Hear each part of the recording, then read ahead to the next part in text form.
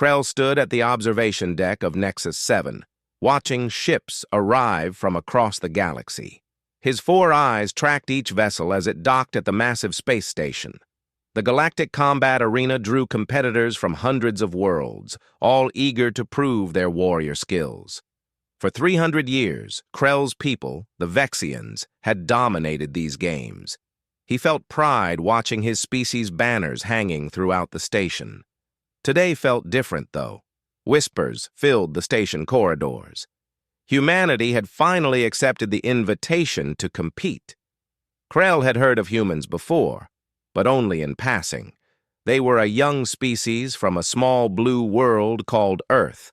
Most species considered them weak and unremarkable.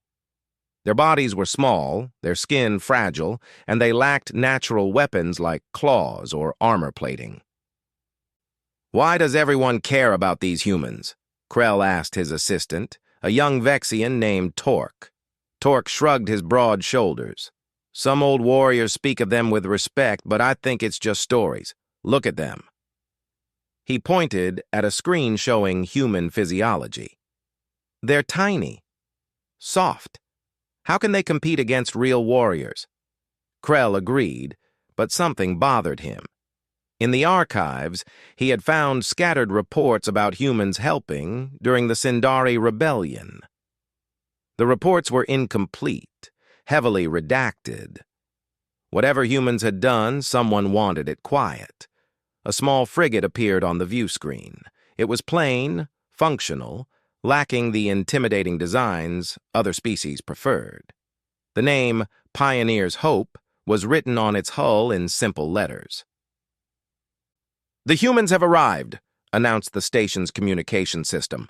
Krell made his way to the docking bay. Hundreds of aliens had gathered to see the humans. Some laughed and pointed. Others looked curious. The airlock opened with a hiss. 5 humans walked out. They wore simple gray uniforms with minimal decoration. The one in front was tall for a human, with short brown hair and calm eyes. He stopped and looked at the crowd without fear or arrogance. Just steady confidence. "I'm Commander Jake Sullivan," he said in clear galactic standard language. His voice was neither loud nor soft. "This is my team. Lieutenant Kate Morgan, our pilot, Specialist Ben Carter, engineer, Corporal Lisa Hayes, medic, and Lieutenant Chris Donovan, tactical officer." Each human nodded as their name was called. Kate had red hair tied back tightly. Ben wore glasses and carried a toolkit. Lisa was shorter than the others, with kind eyes. Chris was lean and watched everything carefully. A Krathon warrior pushed through the crowd. Krathons were 3 meters tall, covered in natural armor plates, with 4 arms ending in blade-like claws. This one was Grath, champion of 17 consecutive victories. "You are the humans?" Grath's voice rumbled like thunder. "You look like prey animals. Why waste our time?" Jake looked up at the massive warrior without stepping back. "We're here to compete. That's all that matters." "You will face my team in the first match," Grath said. "We are undefeated for 47 battles. Your kind will break easily." "Maybe," Jake replied. "We'll find out tomorrow." The simple response seemed to confuse Grath. He expected fear or bravado. Jake showed neither. The Krathon warrior snorted and walked away. Krell approached the humans. "I am Krell, military observer for the Vexian Coalition. I will be documenting this tournament. May I speak with you?" "Of course," Jake said, shaking Krell's hand. The gesture surprised Krell. It was a human custom he had read about, physical contact as greeting, showing trust. "Why did humans finally decide to compete?" Krell asked. Jake smiled slightly. "We were asked many times, but we wanted to be ready. This tournament isn't just about fighting, it's about representing your world. We didn't want to come unprepared." "Your species is not known for physical prowess," Krell said carefully, trying not to offend. "How do you plan to compete against warriors like the Krathon?" Kate spoke up. Everyone keeps talking about what we don't have. Nobody asks what we do have. And what is that? Krell asked. You'll see tomorrow, she said with a slight grin. The opening ceremony took place that evening. The arena floor was enormous, capable of generating any terrain or environment through advanced holographic technology and force fields. Every match would test different skills, tactics, adaptability, teamwork, and raw combat ability. Krell watched the humans during the ceremony. While other species postured and displayed their weapons, the human team sat quietly together. They talked in low voices, sometimes laughing. Ben sketched something in a notebook. Lisa checked medical supplies. Chris studied a data pad showing arena layouts. Kate seemed to be napping. Jake watched other teams with thoughtful eyes. They don't look like warriors, Torque muttered beside Krell. No, Krell agreed. They look like something else. I'm just not sure what. The ceremony master, a floating energy being called Lux, announced the match schedule. Tomorrow's first match. The Krathon Dominion versus humanity. The environment will be volcanic wasteland, a test of endurance and direct combat. The crowd roared approval. Volcanic wasteland was brutal. Extreme heat, unstable ground, limited cover. It favored strong, armored species like the Krathon. For soft-skinned humans, it seemed like a death sentence. Krell noticed Jake's expression didn't change. Neither did his team's. They didn't look worried or afraid. They just looked ready. After the ceremony, Krell found Jake alone in an observation room, looking at Earth through the station windows. The blue planet was visible in the distance, small and peaceful. Are you worried about tomorrow? Krell asked. Jake was quiet for a moment. Every time humans step onto a battlefield, we're worried. But worry doesn't help. Preparation does. The Krathon are powerful enemies. Yes, Jake agreed, but strength isn't everything. We learned that a long time ago on Earth. The strongest animal isn't always the one that survives, the one that adapts, that thinks, that works together. That's the one that makes it. Your world teaches hard lessons, Krell observed. Jake's smile was sad. You have no idea, but those lessons made us who we are. Krell left the human commander to his thoughts. Back in his quarters, he recorded his initial observations. Humans appear unremarkable physically. They show no obvious advantages. Yet their confidence seems genuine, not foolish. Tomorrow will reveal if this confidence is justified or if humanity's reputation is merely legend. He looked at his notes about the Sindari rebellion again. One line caught his attention, a quote from an unnamed source. Never mistake human kindness for human weakness. They are not the same thing. Krell wondered what that meant. Tomorrow, watching humans take the field for the first time, he would begin to understand. The station lights dimmed for sleep cycle, but Krell remained awake. Something about the humans bothered him. They were too calm, too ready, like they knew something the rest of the galaxy didn't. In the human quarters, Jake gathered his team one final time. Remember, he said quietly, we're not here to prove we're the strongest. We're here to show what humanity can do when we work together. Fight smart, fight as one, and no matter what happens, we take care of each other first. Always, the team replied together. Outside, the arena waited. Tomorrow, the galaxy would see humanity compete. Tomorrow, everything would change. The arena floor shimmered and transformed. Within seconds, a harsh volcanic landscape appeared. Jagged black rocks jutted from cracked ground. Rivers of glowing lava cut through the terrain. Heat waves distorted the air. Toxic fumes rose from vents in the ground. It was a nightmare environment. Krell took his position in the observation box, his recording devices ready. Thousands of spectators filled the stands, eager to see the humans fail. Betting odds heavily favored the Krathon, 50-1. Competitors, take your positions, Lux's voice echoed through the arena. The Krathon team entered from the north gate, 5 massive warriors, each over 3 meters tall, covered in natural armor. They carried plasma spears and energy shields. They moved in perfect formation, every step synchronized. Centuries of military tradition showed in their discipline. The human team entered from the south gate. They looked impossibly small in comparison. Each wore light armor and carried standard energy rifles. No heavy weapons, no impressive equipment, just 5 ordinary-looking humans. The crowd murmured. Some laughed. "This will be over quickly," Torque said beside Krell. "Perhaps," Krell replied, but he wasn't sure anymore. Jake stood at the front of his team. He looked across the volcanic wasteland at Grath and his warriors. Then he spoke to his team. Words only they could hear through their communication devices. Krell's sensors picked up the transmission. "Remember the plan. Kate, you know what to do. Ben, set it up. Chris, eyes everywhere. Lisa, stay mobile. Let's show them." "Match begins in 10 seconds, Lux announced. 9, 8, 7. The Krathon formed a tight battle wedge. Standard shock assault formation. Overwhelming force applied to a single point.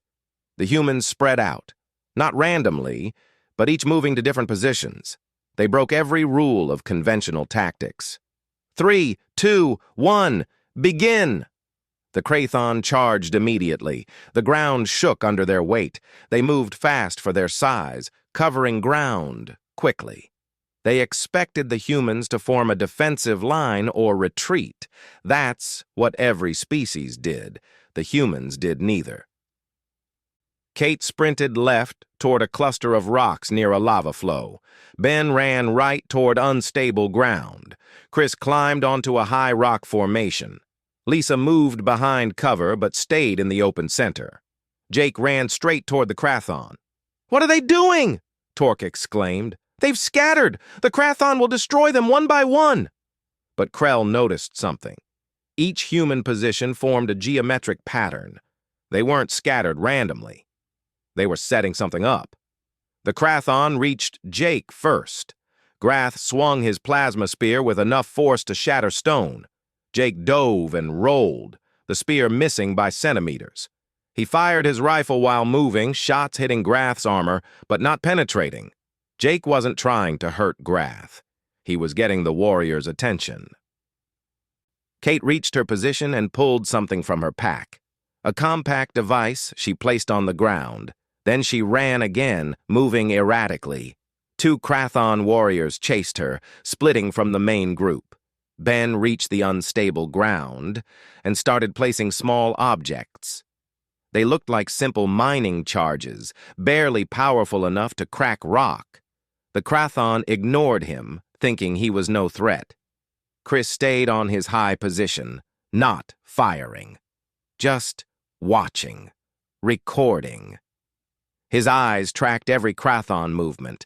Lisa appeared to be the easiest target. One Krathon warrior broke off to capture her quickly, but as he approached, Lisa didn't run. She stood still, watching him come. The Krathon raised his spear. Lisa pressed a button on her wrist device. The device Kate had planted activated. It was a sound generator, producing a high-frequency pulse. The volcanic rock around it vibrated. Suddenly, a steam vent Kate had positioned it near exploded upward, sending superheated gas into the air. The blast didn't hurt anyone, but it created a massive cloud of steam. The 2 Krathon chasing Kate lost sight of her in the white fog. She disappeared like a ghost. The Krathon approaching Lisa hesitated, confused by the sudden explosion. In that moment, the ground beneath him cracked. Ben's small charges had weakened the already unstable volcanic rock. The Krathon's weight did the rest. He fell through into a pit of cooled lava, not hurt, but trapped. "One down," Chris said calmly, through the communication channel, sharing information with his team. The remaining 4 Krathon regrouped around Grath. They were confused now. Nothing was happening the way it should. These humans weren't fighting like warriors. They were fighting like something else. Jake kept moving, staying just out of reach. He fired constantly, not to hurt, but to annoy, to keep attention on him. The Krathon were getting angry. "Enough games!" Grath roared. "Warriors, formation Delta, sweep and destroy!" The Krathon spread out in a line, preparing to sweep across the arena. It was a good counter to scattered opponents. They would corner the humans against the arena boundaries. But Chris had been watching, calculating. "Jake, they're moving to pattern Delta 7. Ben, activate sequence 3. Kate, now!" Ben pressed his detonator. The small charges he'd placed weren't meant to hurt anyone. They were positioned to destabilize specific sections of ground. Large plates of volcanic rock tilted and shifted. The careful Krathon formation suddenly found themselves on uneven, unstable terrain. Kate emerged from the steam cloud behind them. She had circled completely around, using the fog as cover. Now she was in their rear position, exactly where they didn't expect anyone. Lisa moved forward, no longer appearing helpless. She carried smoke grenades that mixed with the volcanic fumes, creating more confusion. The Krathon tried to reform, but they were fighting blind now. The terrain was unstable. Vision was obscured. Sounds echoed strangely off the rocks, and 5 humans were everywhere and nowhere. Grath realized they were losing control. "Tactical retreat! Reform at—" Jake appeared from behind a rock, directly in front of Grath. At this range, against the champion's armor, Jake's rifle was useless. But Jake didn't use his rifle. He used something else, a length of metal cable normally used for equipment. Jake whipped it around Grath's forward leg and pulled hard while diving aside. Grath's own momentum worked against him. The massive warrior stumbled, fell forward. Before Grath could rise, Ben had placed adhesive foam around his arms, designed for sealing hull breaches on ships.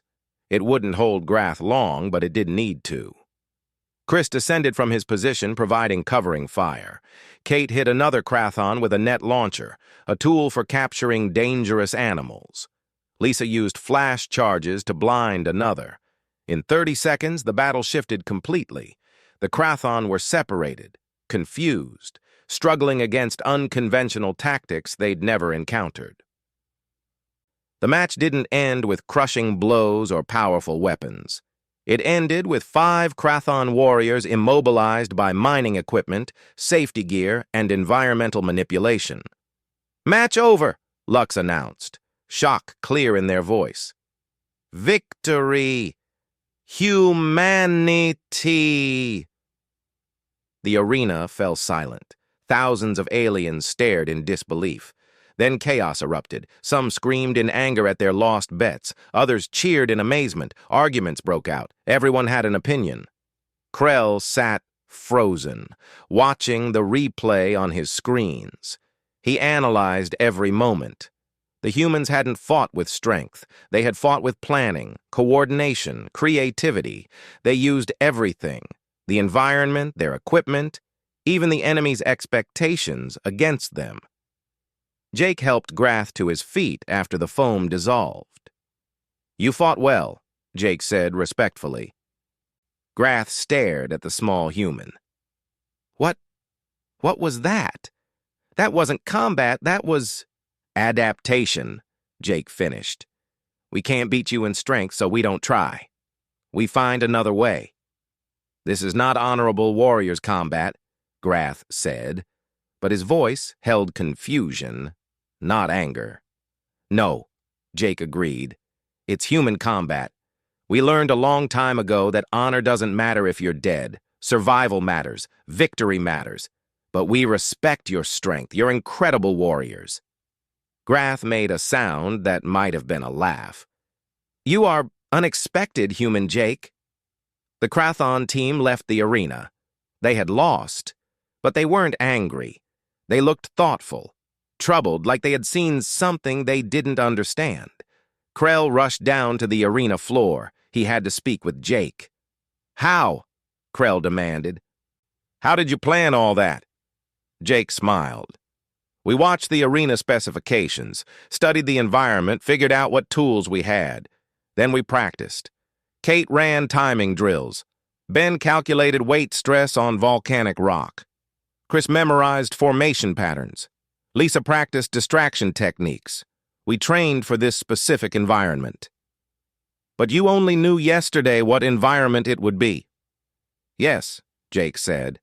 "We trained for 17 different possible environments, planned for each one. We always prepare for multiple scenarios." "That's impossible. How do you train for so many possibilities?" Jake's smile faded. "On Earth, we learned that battles never go according to plan, so we trained to think, not to follow orders. We trained to adapt, not to execute. Every human soldier learns this." Krell looked at the human commander with new eyes. "Your world must be a harsh teacher." "The harshest," Jake replied quietly. "But it made us survivors." As the human team left the arena, Krell stood alone on the volcanic rock. He looked up at the observation boxes where hundreds of species watched. All of them were talking about what they'd just seen. Humans had been underestimated. That wouldn't happen again. Krell began to understand something frightening. If this was how humans fought in games, in controlled environments with rules and safety measures, what were they like in real war? He thought about those redacted files from the Sindari Rebellion. Suddenly, he understood why they were classified. The galaxy wasn't ready to know what humans could really do. Krell couldn't sleep. His mind kept replaying the match, the way humans moved, the way they thought. It was unlike anything he had seen in 300 years of galactic combat history. He sat in his quarters at the archive terminal, searching for information about humanity. Official records were sparse. Humans had joined galactic society only 70 years ago. They were classified as a developing species with limited military capability. But that didn't match what Krell had witnessed. He dug deeper into restricted files. His military observer credentials gave him access to classified information. What he found disturbed him. The Sindari Rebellion. 40 years ago, 7 star systems had rebelled against the Vorsian Empire. The rebellion should have failed within weeks. The Vorsians were a powerful military species, well-armed and experienced. But the rebellion lasted 3 years and succeeded. Hidden in the reports were references to human advisors. Krell found a testimony from a Sindari general. "The human named Dan Richards taught us to fight differently." He said, "You cannot match their strength, so make strength irrelevant. Fight where they are weak, strike where they don't expect, make them fear the shadows." The rebellion had used guerrilla tactics, asymmetric warfare, psychological operations. All concepts the Sindari had never heard of before. All concepts humans taught them. Another file caught Krell's attention, a colony evacuation on Terran 4 during a pirate raid. Most offenders had fled or died, but one human, a Marine sergeant named Amy Chen, had held a defensive position alone for 6 hours. 6 hours against 40 attackers. The report detailed her tactics. She had moved constantly, making attackers think there were multiple defenders.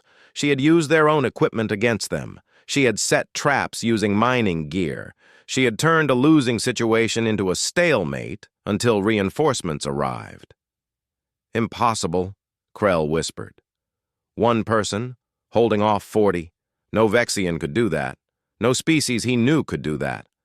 But humans could. Krell searched for more recent human military records.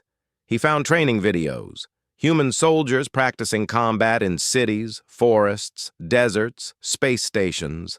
They trained for everything. But what struck Krell was how they trained.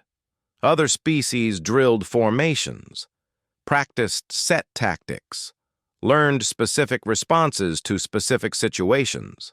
Humans trained chaos. They practiced in situations where nothing went right, where plans failed, where equipment broke, where teammates were injured. They learned to think under pressure, to adapt when everything went wrong. They don't train for success, Krell muttered. They train for failure. A message appeared on his screen. Seeking information about humanity? I can help. The sender was listed as Corvin the Wise, a retired Zelkron warrior. Krell had heard of him. Corvin had fought in over 100 battles and was considered one of the greatest living warriors. Krell sent a message back. Yes, I need to understand what makes humans effective warriors. The response came quickly. Meet me in Observation Lounge 7. I knew a human once. I'll tell you about him. Krell found Corvin sitting alone, looking at the stars. The old Zelkron had scales that had turned gray with age, but his eyes were still sharp. You watched the humans fight today, Corvin said. It wasn't a question.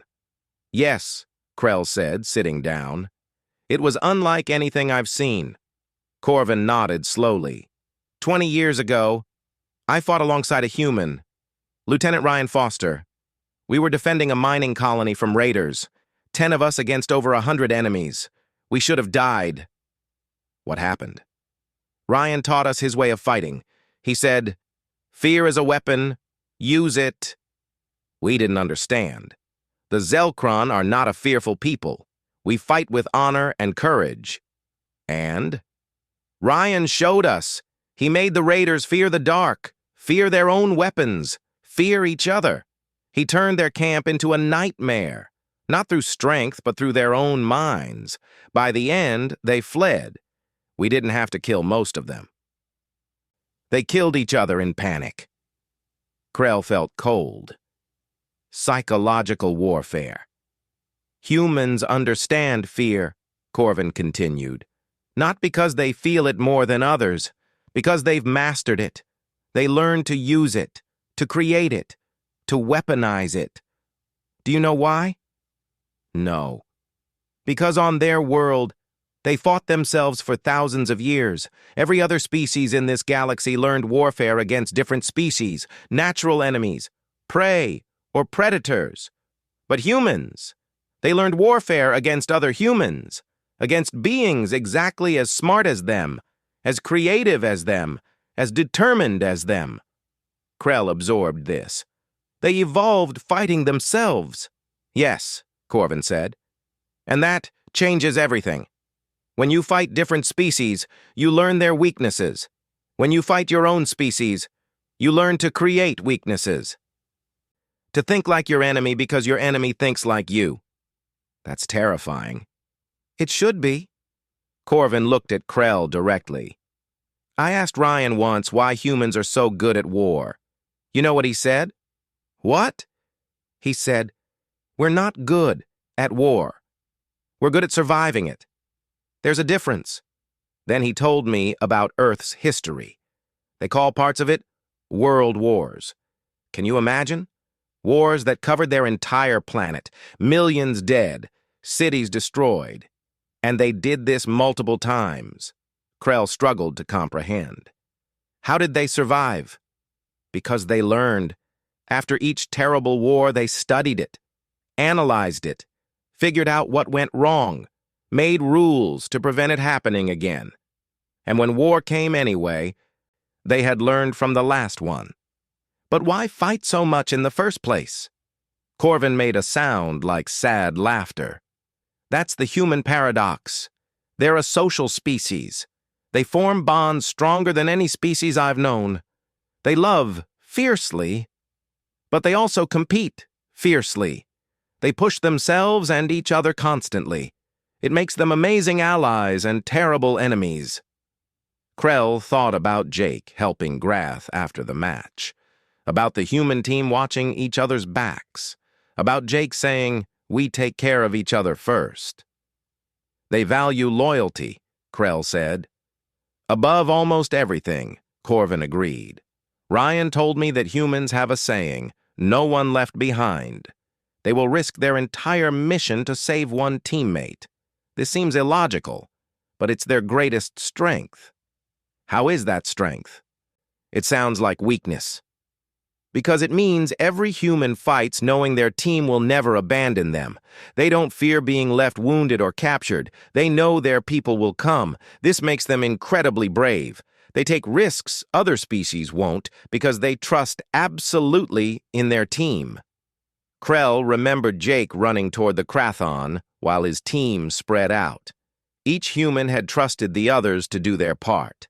No hesitation, no doubt. "There's more," Corvin said. "Humans are persistence hunters. On Earth, they chased prey until the prey literally died of exhaustion. Other predators are faster, stronger, but humans just keep coming. They don't give up."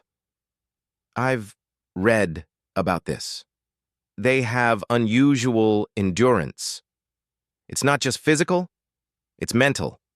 Humans don't accept defeat easily. They lost that match today, right? No. Wait, they won. But if they had lost, they would have studied what went wrong, adapted, and come back stronger. They always come back." Krell pulled up a human historical file. "I found something about their wars.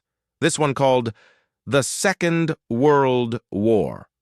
The scale of it is incomprehensible." "Read it all," Corvin advised. "Read about how they fought, the tactics, the technology, how quickly they innovated. In 6 years, they went from basic aircraft to nuclear weapons. 6 years. Most species take centuries to make such leaps. They innovate through pressure, through necessity. When humans need something, they create it. When they face a problem, they solve it. They don't have the patience to wait for gradual evolution. They force change." Krell spent the next hours reading. Human history was a continuous story of conflict, innovation, survival, and adaptation. They had nearly destroyed themselves multiple times, but they hadn't. They had learned, changed, grown. He found records of human philosophy. They debated the ethics of war constantly. They created international laws for warfare, rules to make conflict less terrible. And then they followed these rules, even when it meant fighting with one hand tied behind their backs. "They limit themselves," Krell said in wonder. "They could fight without rules, but they choose not to." "Because they know what they're capable of," Corvin said quietly. "They've seen it, done it. They know the cost. So they try to be better. Not always successfully, but they try." A new file appeared on Krell's screen. A report from a human ship that had encountered pirates. The pirates had taken hostages. The human captain had negotiated, talked for hours, found a peaceful solution. No one died. But attached to the file was a contingency plan. What the humans would have done if negotiation failed. The plan was brilliant, brutal, and would have saved every hostage while eliminating every pirate. They had hoped for peace, but prepared for war. "They're the most dangerous species in the galaxy," Krell said. "Yes," Corvin agreed, "and the most trustworthy allies. That's what Ryan said. He said, 'We don't fight because we like it. We fight to protect what we love, and we love deeply.'" Krell closed the files. He understood now.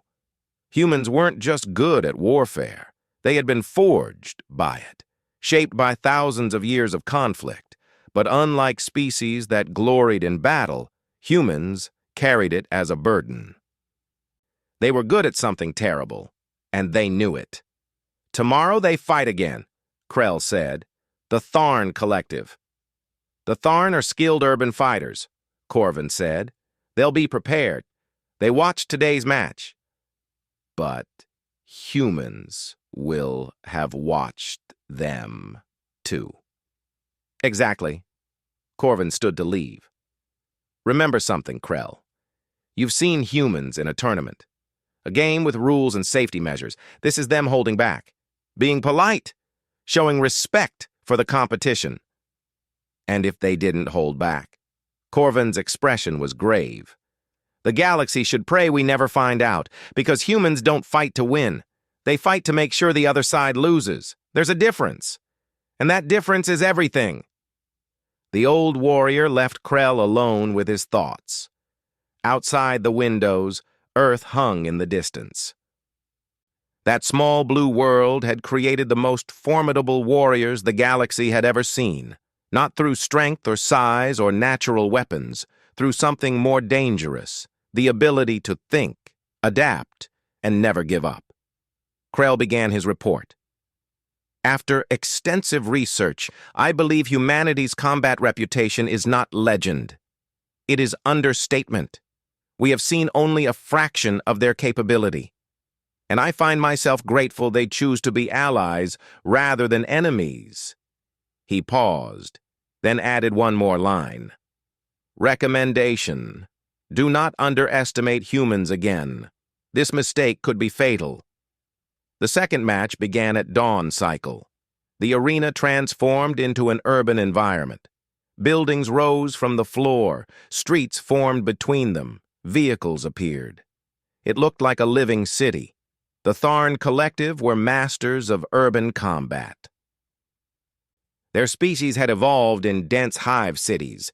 They knew every trick of fighting in buildings and streets. They had studied the human victory against the Krathon and prepared carefully.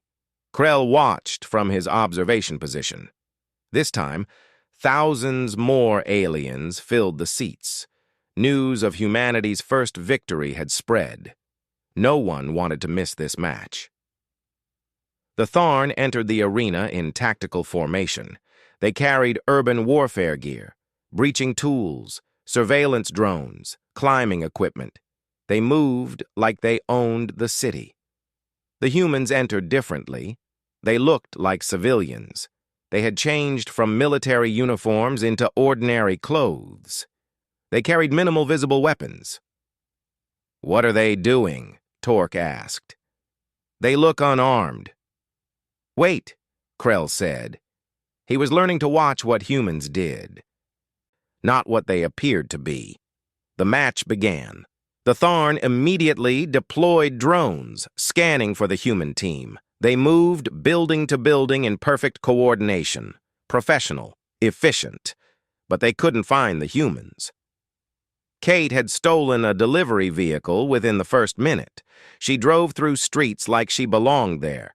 When Tharn warriors appeared, she waved like a confused civilian. They ignored her, looking for threats. Ben had entered a building and hadn't come out. Tharn scouts went in to find him. They searched every room. Nothing. Ben had found the building's maintenance tunnels and was moving through the city underground. Chris had climbed to a rooftop and now watched the entire battlefield. He looked like a civilian looking at the view. The Tharn drones passed him without recognizing the threat. Lisa had entered a medical center. She wore a medic's coat she found there. She looked like she worked there. Tharn soldiers passed her in the hallway. She smiled. They nodded and kept searching. Jake had disappeared completely. Where are they? The Tharn commander barked. We control every street. But controlling streets didn't matter when your enemy wasn't on the streets. Kate's vehicle suddenly accelerated. She drove straight at a Tharn position. They prepared to shoot. Then she jumped out and the vehicle crashed into their cover. Not to hurt them, the safety protocols prevented that, but to scatter them and destroy their position. While they regrouped, Ben emerged from underground directly beneath another Tharn team. He used construction equipment he'd found in the tunnels. Concrete barriers rose around them, trapping them in a box. Chris guided everyone from above. Jake, 3 Tharn moving to your position. Lisa, clear path to Sector 4. Kate, Vehicle approaching from east. The Tharn realized too late that the humans had turned the city against them. Every vehicle could be a weapon. Every building could hide an enemy. Every civilian-looking person might be a threat. Lisa used the medical center's equipment to create smoke screens. Medical-grade oxygen made fires burn hotter. She wasn't hurting anyone, just controlling the environment. Jake appeared behind the Tharn commander, not fighting, just standing there. When the commander turned, Jake raised his hands. "Looking for me?" The commander tried to capture him. Jake ran into a building. The commander followed with 3 warriors. It was a trap. The building's elevators, doors, and security systems all activated at once. Ben had hacked them from underground. The Tharn found themselves locked in rooms, separated, confused. The match ended with 5 Tharn warriors trapped in various parts of the city, unable to coordinate or fight effectively. "Victory! Humanity!" Lux announced. The Tharn commander emerged from the building, frustrated but respectful. "You didn't fight like soldiers. You fought like guerrillas." "We fight like whatever works," Jake replied. 3 days later, the next match took place in zero gravity. An asteroid field, floating rocks, no up or down. The Silicate Hive were crystalline beings who naturally lived in space. They could survive vacuum and thought in 3 dimensions instinctively. The humans struggled. In the first 5 minutes, Chris's safety tether broke. He spun off into space, out of control. The match should have been over for him, but Lisa went after him. Against every tactical consideration, she used her maneuvering jets to reach him. She grabbed him, shared her air supply, guided him back to cover. "Why did you do that?" Krell heard Chris ask over the communication channel. "Because you're my teammate," Lisa replied. "We don't leave people behind." It cost them position. It cost them tactical advantage. But it changed the match's dynamic. The Silicate had expected competition. Instead, they saw something else. Loyalty. The kind that made humans take risks. The kind that made them dangerous, because they weren't fighting alone. They were fighting as a unit that refused to break. The humans adapted to zero gravity faster than anyone expected. Kate used debris as shields and projectiles. Ben created traps using the asteroids themselves. Jake learned to move in 3 dimensions by watching the Silicate and copying their techniques. They lost the match, but barely, and the Silicate commander approached them afterward. "You should have abandoned your wounded teammate," the commander said. "You would have won." "No," Jake said firmly. "We would have won the match, but lost something more important." "What?" "Each other." The Silicate didn't understand, but Krell did. Humans would rather lose together than win alone. The semi-final match was against Krell's own people, the Vexians. 300 years of dominance, centuries of military tradition. The pride of Krell's species was on the line. The arena became a mixed terrain, forests, rivers, open plains, traditional warfare environment. The Vexians excelled here.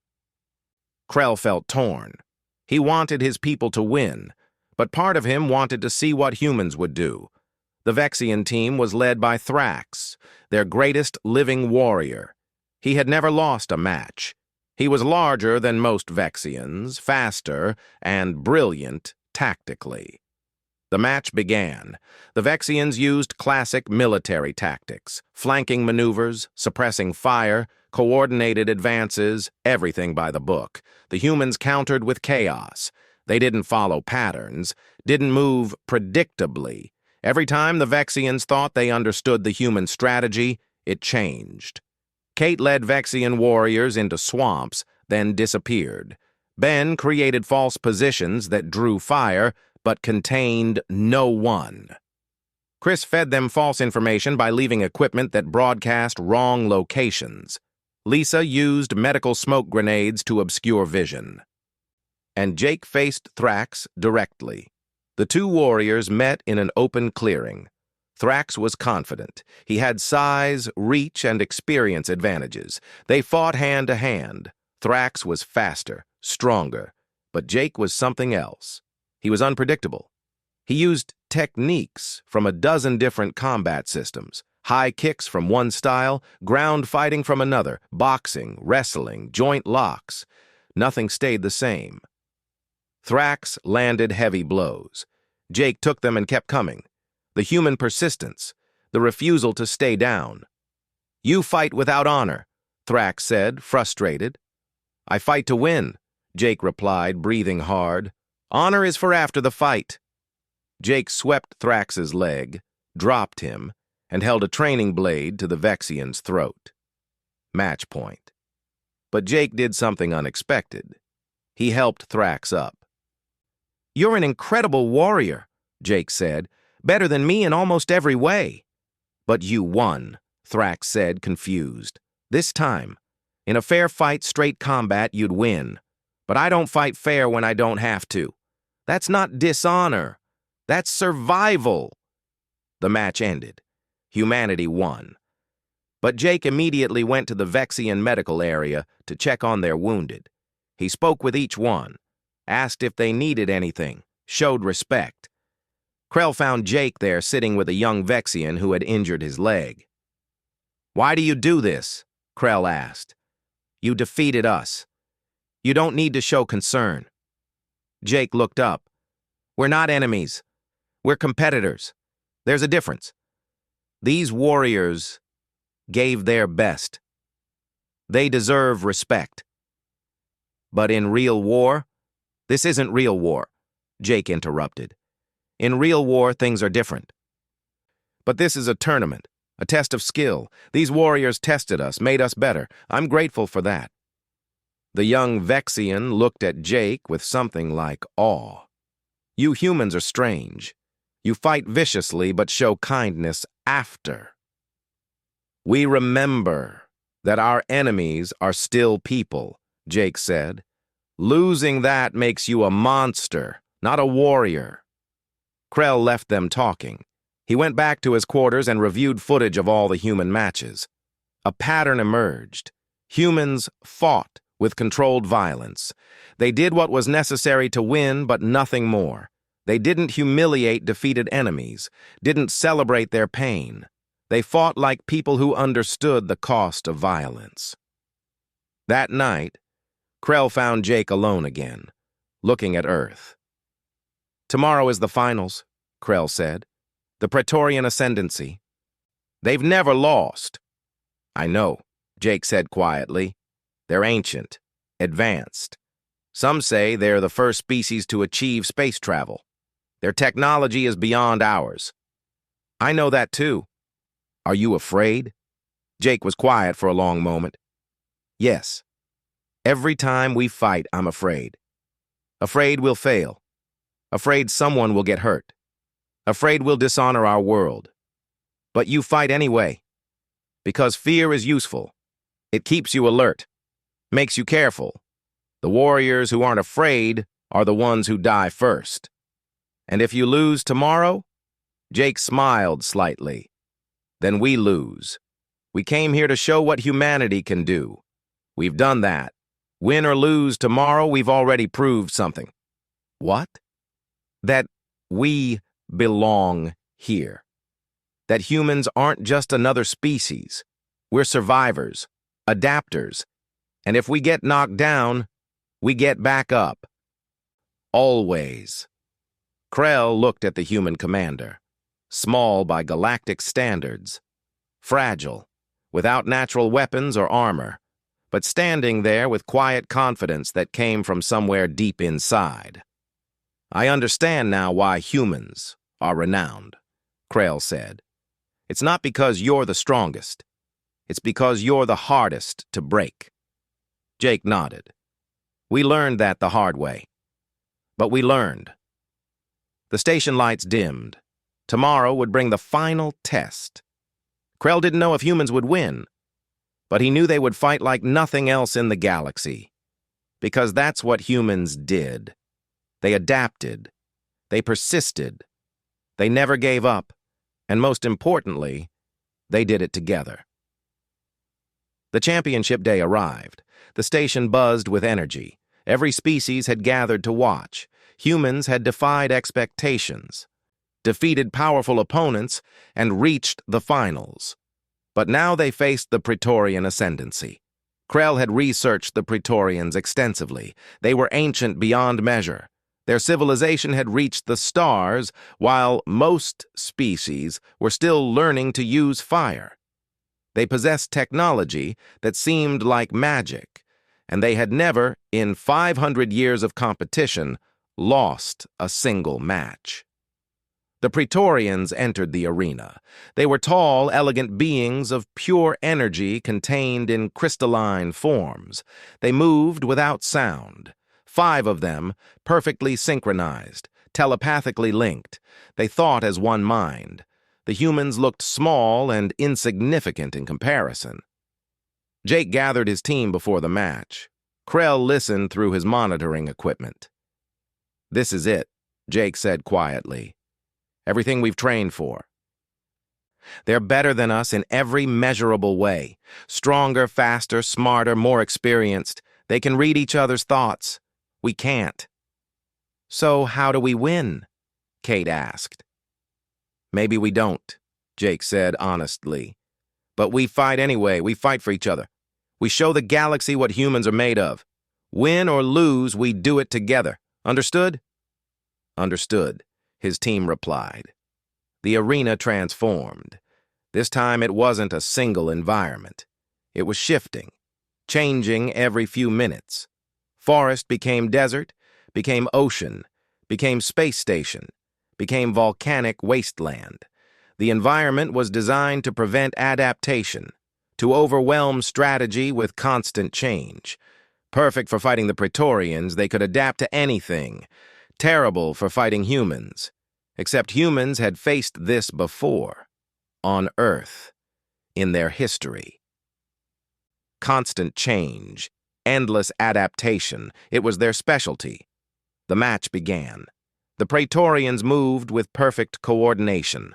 They didn't speak, didn't signal. They just knew what each other would do. Within minutes, they had cornered Ben in a forest section. He was trapped, surrounded. "Ben's down," Chris reported. Jake made a decision. "Everyone to Ben's position, now." "But that abandons our strategy," Kate protested. "Ben is our strategy," Jake said firmly. "We get him out. Together." The entire human team converged on Ben's position. It violated every tactical principle. It gave up their advantageous positions. It made them vulnerable. But they did it anyway. The Praetorians prepared to capitalize on this mistake. 5 humans clustered together were easier to defeat than 5 spread out. But as they moved to attack, something unexpected happened. The human team's rescue turned into a counterattack. Ben wasn't helpless. He had been setting up traps. When his team arrived, he triggered them all at once. The forest erupted with diversions, barriers, and obstacles. In the chaos, the humans moved as one unit. Not telepathically, not through technology, through trust, through knowing each other so well that words weren't needed. Kate covered their flank without being told. Lisa positioned herself to help anyone who needed it. Chris called out warnings instinctively. Jake led them through the chaos with confidence they all shared. But the Praetorians adapted. The environment shifted to an ocean.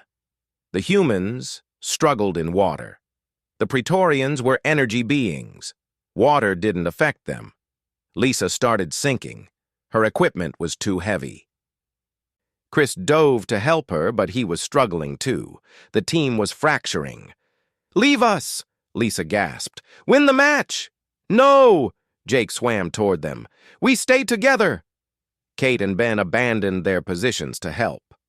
All 5 humans were now vulnerable, trying to save each other in the water. The Praetorians surrounded them. The match seemed over, but the Praetorian leader, called Elder Mind, held up a hand. The attack stopped. The environment shifted again. Solid ground. The humans collapsed, coughing water, exhausted. Match pause. Elder Mind's voice echoed. It was the first time anyone had heard a Praetorian speak. We must understand something. The arena fell silent. This had never happened before. Elder Mind approached the human team. You sacrificed victory to save your teammates. Why? Jake stood up slowly, still breathing hard. Because they're more important than winning. This is illogical. The objective is victory. No, Jake said. The objective is to be worthy of victory. Winning by abandoning my people would make the victory worthless. Elder Mind studied the humans. You would rather lose together than win alone? Every time, Kate said, standing beside Jake. The other humans stood as well, injured, exhausted, but together. Elder Mind turned to face the observation boxes where thousands of aliens watched. We have dominated this tournament for 5 centuries. We have never been defeated, but we have learned nothing. These humans have taught us something we had forgotten. The Praetorian gestured to the human team. Strength is not in individual power. It is in the bonds between individuals. These humans are not the strongest, not the fastest, not the most advanced, but they have something we lack. What is that? Lux asked. Loyalty that transcends logic, courage that comes from trust. They fight not for glory, but for each other. We Praetorians thought as one mind. But humans, they choose to be one team. That choice makes them stronger than any telepathic link. Elder Mind turned back to Jake. We declare this match complete. The victory goes to humanity. The arena erupted in confusion, shouts, arguments. But the humans didn't win the combat. They were losing. Elder Mind's voice cut through the noise. They won something more important. They showed us what we've lost in our pursuit of perfection. They reminded us why we fight these tournaments, not to prove strength, but to learn from each other. The Praetorians left the arena in silence. The human team stood alone in the center, confused and exhausted. Lux's voice echoed. By decision of the Praetorian Ascendancy, humanity is declared... There was a long pause. Worthy. The title goes to both teams as equals. The arena exploded with reactions. Some species cheered, others protested. But slowly the cheering grew louder. Krell found himself standing, applauding. His assistant, Torque, looked at him in shock. What are you doing? Our people lost to these humans? No, Krell said. We learned from them. There's a difference. The ceremony took place that evening. The human team stood on the platform, looking uncomfortable with the attention. They had fought to represent their world, not for glory. Elder Mind appeared before them. The Praetorian Ascendancy offers you a position. Train the Galactic Defense Force. Teach them your ways of fighting. Jake shook his head. With respect, we must decline. Shock rippled through the crowd. Why? Elder Mind asked. Because humanity isn't ready for that responsibility, Jake said carefully. We're good at war. Maybe too good. We understand violence in ways that frighten us. We need more time to understand peace before we teach others about war. You refuse power? We refuse to misuse it, Jake replied. Come to Earth someday. Meet our people, learn our history, see what war has cost us. Then you'll understand why we're cautious about spreading our knowledge. Elder Mind was silent for a moment. Then, for the first time, the ancient being showed something like emotion. Respect. You are wise beyond your years as a species. Perhaps that is the greatest lesson you teach. Power is not in having strength, but in choosing not to use it. The ceremony ended. Species returned to their ships. But everything had changed. Humans were no longer dismissed as weak. They were recognized as something dangerous and valuable. Warriors who understood the cost of warfare. Krell found Jake at the observation deck one final time. Earth hung in the distance, blue and peaceful. "I need to submit my final report," Krell said. "I wanted to ask you something first. Why did humans really come here?" Jake was quiet for a long moment. "Honestly, we wanted to prove we belonged, that we weren't just newcomers to the galaxy, that we had something to contribute. You proved that. Maybe. But we also learned something. We learned that other species have strengths we don't. The Krathon's honor, the Tharn's coordination, your people's tradition, the Silicate's perspective, the Praetorian's wisdom. We're not superior. We're just different. Your species is remarkable, Jake. Terrifying and inspiring in equal measure." Jake smiled sadly. "That's humanity. We're walking contradictions. We've created beautiful art and terrible weapons. We love fiercely and fight brutally. We're capable of incredible kindness and horrifying violence, sometimes in the same day. How do you live with that duality? By trying to be better. Every generation tries to learn from the last one's mistakes. We don't always succeed, but we keep trying." Krell pulled out his recording device. "I'll put this in my report, but I want to ask you directly. What do you want the galaxy to know about humanity?" Jake thought carefully. "Tell them we're survivors. Tell them we've fought harder battles than anything in this tournament. Tell them we've fought our own demons and are still learning to overcome them. Tell them we value peace more than war, precisely because we're good at war. And tell them," he paused, "tell them we're available. If they need help, if they need allies, if they need someone who understands fighting but prefers building, we're here." Krell recorded every word. Then he asked one final question. "What will you do now?" "Go home. Return to our regular duties. Train the next generation. And maybe someday we'll be ready to teach others. But not yet. We still have too much to learn ourselves." The human team departed the next morning.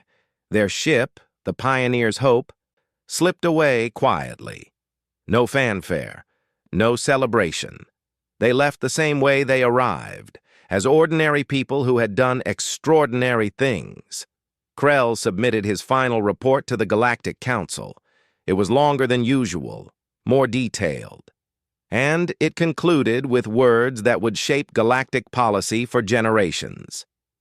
Humanity is the most dangerous species in the known galaxy, not because of technology, not because of physical strength, but because they understand warfare at a fundamental level, learned through thousands of years of fighting themselves. They know tactics we've never imagined, strategies we can't predict. They adapt faster than any species we've encountered. But they are also the most trustworthy allies, because alongside their capacity for violence lives an equally strong capacity for loyalty, compassion, and self-sacrifice. They would rather lose than abandon their principles. They would rather die than betray their teammates. This is the human paradox. This is their renown. They are warriors who dream of peace, fighters who value life, survivors who help others survive. The galaxy must decide how to respond to humanity, fear them or embrace them. My recommendation is clear. Embrace them, learn from them, trust them. Because if we make humans our enemies, we face something terrifying. But if we make them our friends, we gain something invaluable. Watching humanity take the field made me understand their galactic renown. They are not remarkable despite being human. They are remarkable because they are human, and the galaxy is better for having them in it. Krell closed his report and looked at Earth one final time. That small blue world had taught the galaxy something important. Power wasn't in strength alone. It was in knowing when to use it and when to show mercy. Humanity had shown both, and the galaxy would never be the same.